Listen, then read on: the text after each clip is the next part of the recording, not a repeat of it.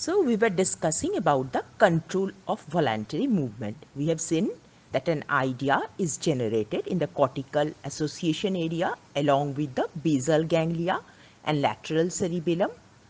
So that is planning of an action, and the information goes to the motor and premotor cortex, comes down via the descending tracts to the anterior horn cell of the spinal cord and to interneurons, and finally there is execution of movement. The movement that you intended to do and the movement that has been done needs to be matched. So a feedback information goes back to the cerebellum as well as the cerebral cortex.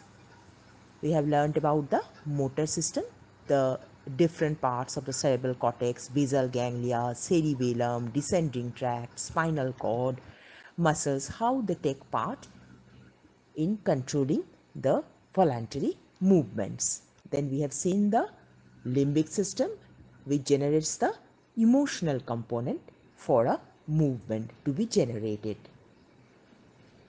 We have also studied the somatosensory cortex and the motor cortex, which both are having an upside down representation of the body, and the areas which require finer movements have got large representation, while the areas that require less fine movements have got smaller representation in the somatosensory cortex and the motor cortex.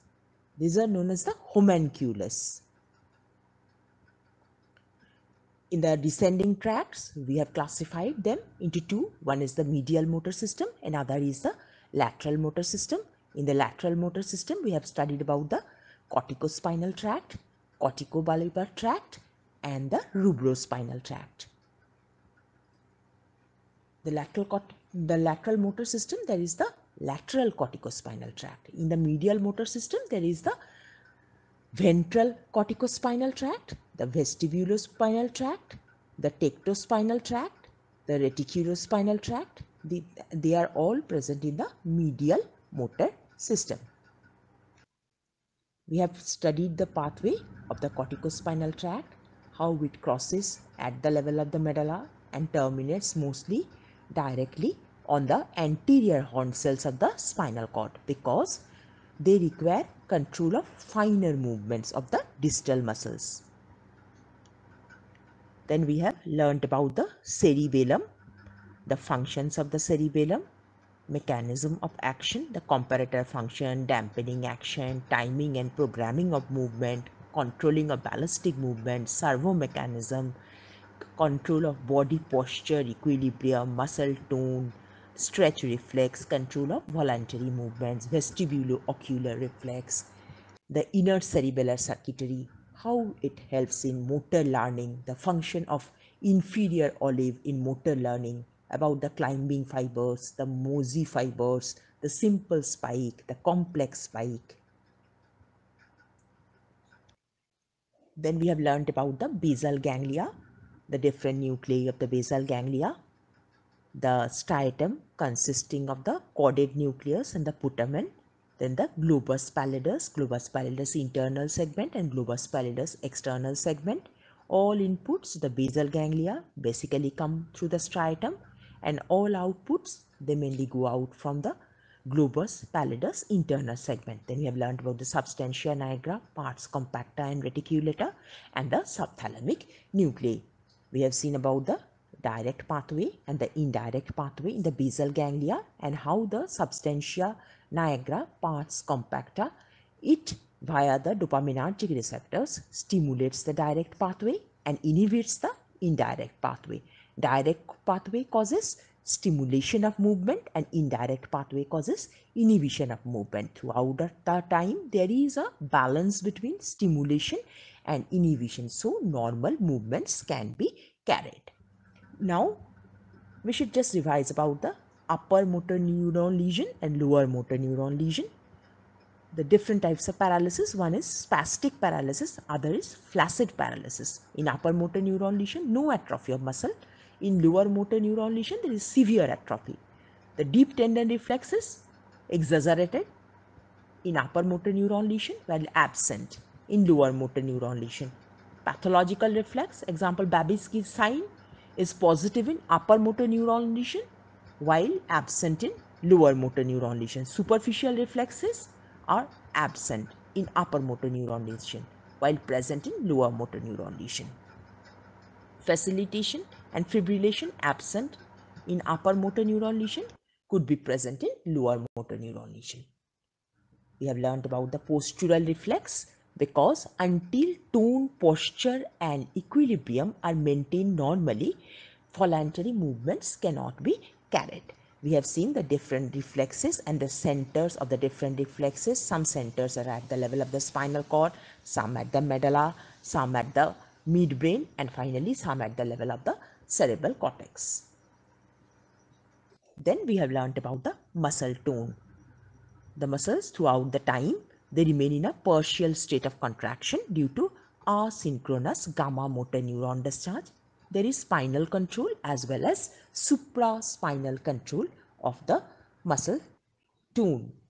We have studied about the structure of muscle spindle, the intrafusal fibers, the extrafusal fibers of the muscle, the nuclear bag fiber, nuclear chain fiber, the primary endings, secondary endings, gamma motor neuron, their function in the regulation of muscle tone.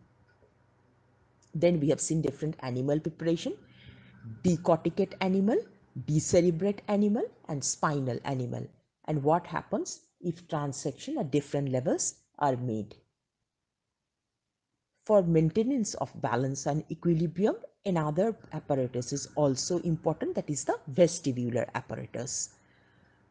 There is the semicircular canals, the utricles, saccules, they all help in maintaining the balance and equilibrium.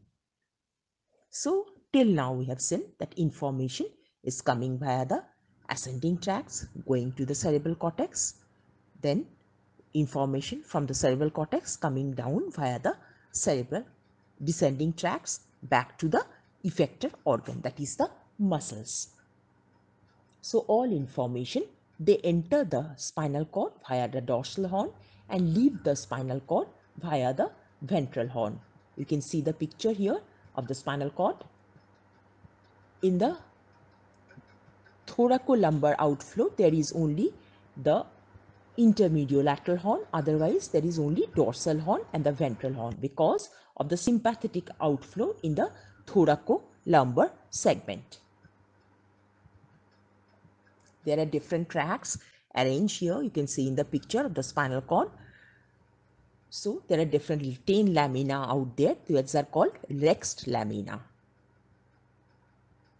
There are different ascending tracts which carry different sensations to different parts of the cortex, then the spine, cerebellum and all. Some of the tracts are dorsal column medial lemniscus system, the spinothalamic tract, ventrolateral spinothalamic tract, and the spinocerebellar tracts. The dorsal column medial lemniscus system, they enter the fibers, they enter via the dorsal horn, do not cross at the level of the spinal cord. They relay in the nucleus cuneatus and the nucleus gracilis at the level of the medulla. Then they cross to the opposite side, finally relay to the thalamus, and then go to the somatosensory area 3, 1, 2. While the ventrolateral spinothalamic tract, it carries pain, temperature, tickle, itch sensation, and they cross at the level of the spinal cord. They ascend upwards, relay to the thalamus. They can give some fibers to the reticular formation and different parts of the mesencephalon. Finally, they move many fibers, they go and relay to the somatosensory area 3, 1, 2. So what happens? You are intending to carry a movement, you get a feedback from the periphery through the ascending tract. Think that your mother asks you to bring a glass of water. She is feeling thirsty. So you had an emotion generated in the limbic system. You thought, okay, I will bring a glass of water. So you generated a plan. Who generated a plan? With the cerebral cortex, cortical association area, along with the cerebellum and basal ganglia. So Now your tone, posture and equilibrium are normal. So you were able to get up from the bed and you started walking. The cerebellum, basal ganglia, they're helping you to maintain the tone, posture, equilibrium and all. Now you have started walking. So the descending tracts are carrying the information to the muscles. A feedback is going back to the cerebral cortex as well as the cerebellum. If there is any mismatch between the intended and the executed movement, correction is done. Finally, you could reach the place and take the glass of water. So all these were done in between for carrying a voluntary movement.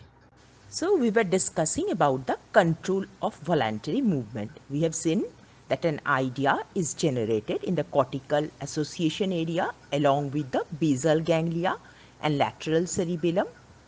So that is planning of an action, and the information goes to the motor and premotor cortex, comes down via the descending tracts to the anterior horn cell of the spinal cord and to interneurons, and finally there is execution of movement.